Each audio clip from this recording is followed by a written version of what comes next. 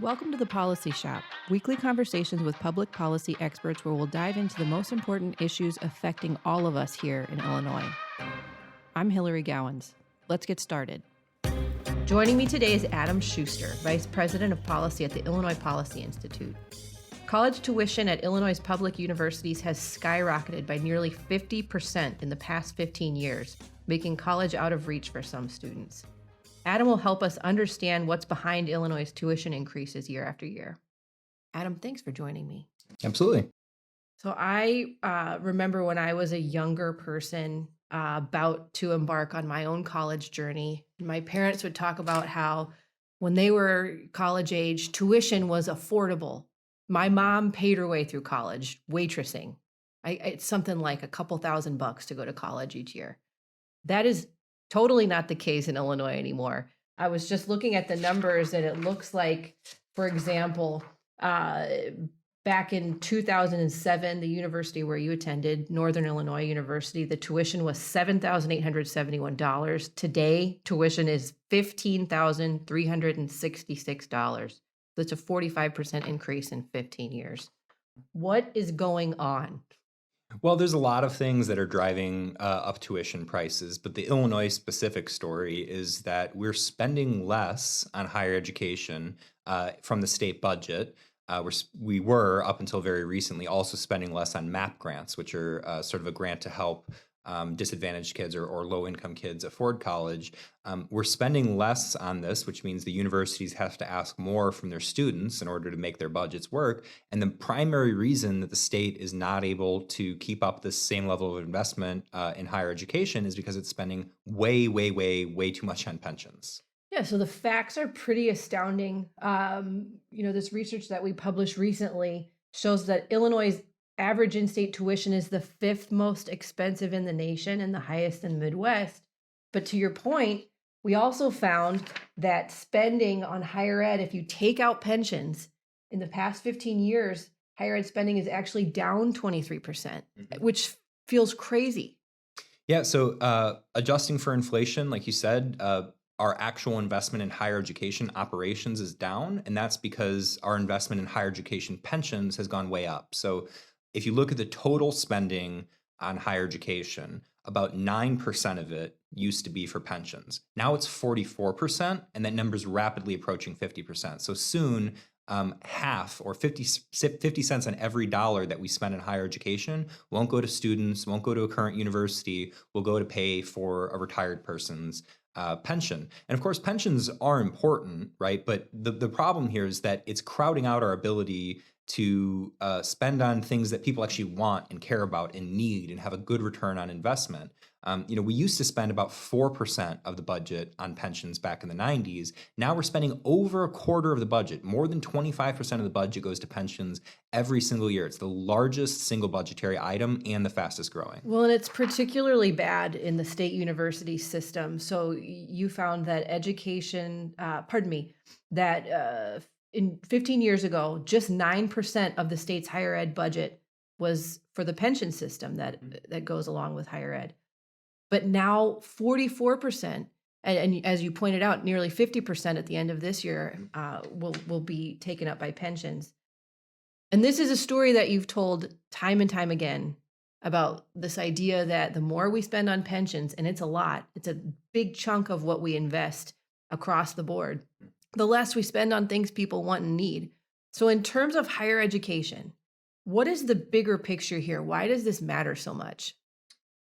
Well, higher education is one of the most important things for us to get right. It's the future, right? It's the next generation of the workforce, and it directly impacts our future economic growth, but also where people choose to live, right? Our population. So Illinois has this huge exodus problem of people leaving for other states. And traditionally, people have said that our universities are one of the few competitive advantages that Illinois has. So if you were to rank our advantages and disadvantages, our disadvantages are overwhelming debt, really high taxes, high regulation, corrupt government. But our advantages have been, lots of farmland, lots of fresh water, just good natural resources, and world-class universities. Because Illinois really does have several amazing universities. Our public universities are great, our private universities are great.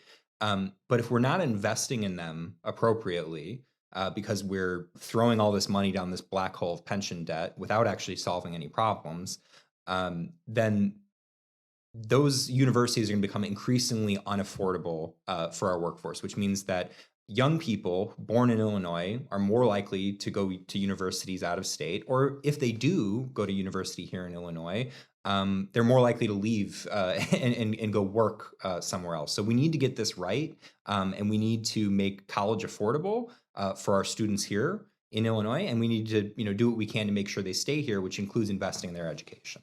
It's ironic that you mentioned making college affordable, which I agree should be one of the main goals of this whole thing.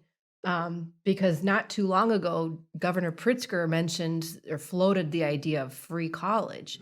And you did some interesting math on that to figure out if we got our pension problem under control, what that would mean for students. And I can't remember what was the finding that you had there. So virtually essentially what it was, it boils down to if we spent what we used to spend on pensions or what most states spend on pensions, single digits in the budget, which is a normal amount of money to spend on this, then we actually could afford to send to pay U of I level in-state tuition for every college student in Illinois. So we basically could do free college if we were just to get our pension spending under control.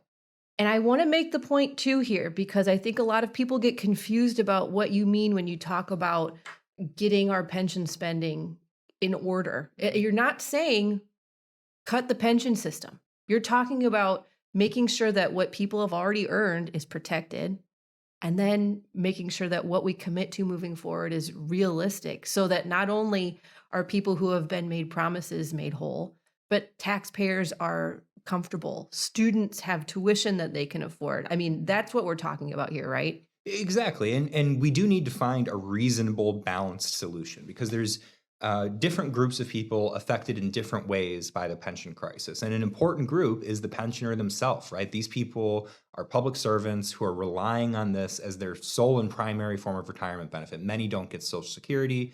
A lot of us know people in the public pension system, by the way. 1 in 10 Illinois adults is a member of a public pension system. And so lots of our friends and family members, including my father, my daughter's mother, there's lots of people I know that we all know personally impacted by this. So you need to try to figure out a solution that doesn't harm them. But at the same time, you have to recognize this as a financial problem, just it's a factual matter, right? It's dollars and cents. It's not really very subjective, is harming Illinois. This pension debt is the reason tuition at some of these universities is up 60% in just 15 years, right? It's making it harder for kids to go to college. It's blowing up our state's credit rating. It's driving our property taxes up. So you need to try to balance these interests. And what we've basically said is, you can fix this problem without taking away any earned benefits, without reducing a retiree's check by 1 cent, without cutting the current monthly annuity promised to any current worker. We can just start by saying, all right, what you've earned is protected, but we need to say, going forward, those benefits need to be subject to change to make sure that they're affordable for the taxpayer, but also so that they're sustainable for the employee themselves. Overall, the pension systems only have 40 cents saved for every dollar in promises they've made. The state university pension system is a little bit better. They have 48 cents saved for every dollar in promises they've made. Still far from enough money to make people whole from what they've promised them. So, reasonable balanced reforms can protect taxpayers, lower taxes, lower debt, while still preserving these people's retirement benefits and actually giving them a more secure retirement because they're not going to have to worry about insolvency, about their pension going broke. Well, and not to mention, if you spend your money the right way in terms of higher education, you can keep these universities world class because there's a lot that goes into attracting top tier students to your schools. I imagine it becomes a lot harder to tempt the top thinkers in their fields to join a university if there's less funding to go around for salaries and compensation. Oh, absolutely. So our public universities have been complaining about this problem for a while. And, this most recent budget that Governor Pritzker passed does somewhat increase higher education funding for these universities, but it still leaves them below where they were back in 2007. And I actually think the high point might have been 2003, if I remember correctly, for university funding. So, basically for 20 years now, we've been cutting higher education to fund pension debt. And that's a choice. That's a choice by our politicians, and they should be held accountable for it. We actually spoke with the ISU president emeritus, and he said something really interesting. And I wanted to find, and of course I've made a mess of my notes here. So ISU President Emeritus Larry Dietz, when we talked to him, he said, the truth is no one can have a good conversation about the state budget unless you begin to identify the place where the bulk of the money is spent. That's been pensions. So to your point, this isn't a secret. People in higher ed know that this is a problem. Yeah, I've had similar conversations with the dean of the University of Illinois Business School. I mean, everybody knows that pensions are a problem. It's clear from the numbers. It's just about getting Springfield to wake up, admit that it's a problem, and then actually do something about it. And we would be remiss if we didn't mention the students themselves. I mean, there's already immense pressure that we put on young people in terms of making them feel like they need to go to university. That's maybe a separate conversation, but there is this pressure to go to school and to go to the best school you can possibly go to. And when you are a kid who comes from a family that's maybe not the most affluent, looking at tuition at one of the best state universities here, U of I Champaign, it's almost $20,000 a year. That's almost double what it was 15 years ago.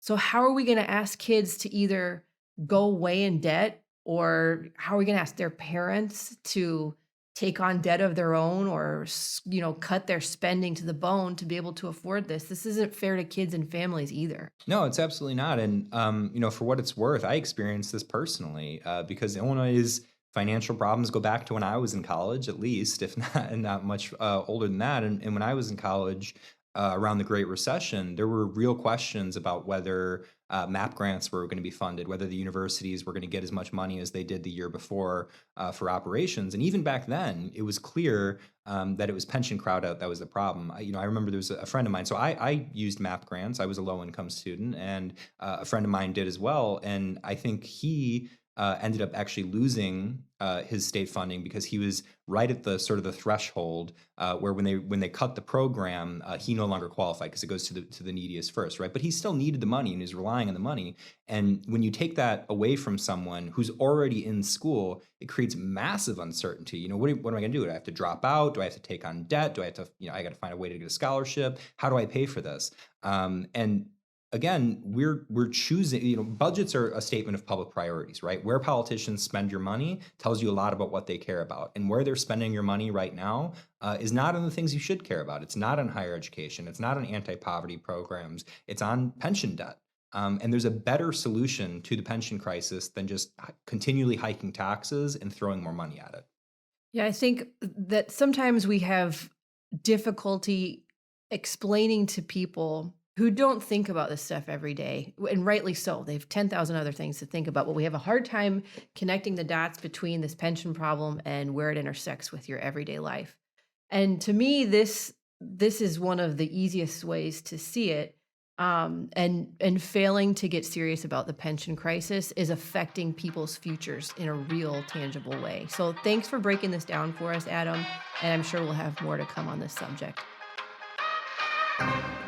Thanks for joining us for today's episode. If you like what you heard today, subscribe and give us a 5-star review. We'll see you next week for another episode of The Policy Shop.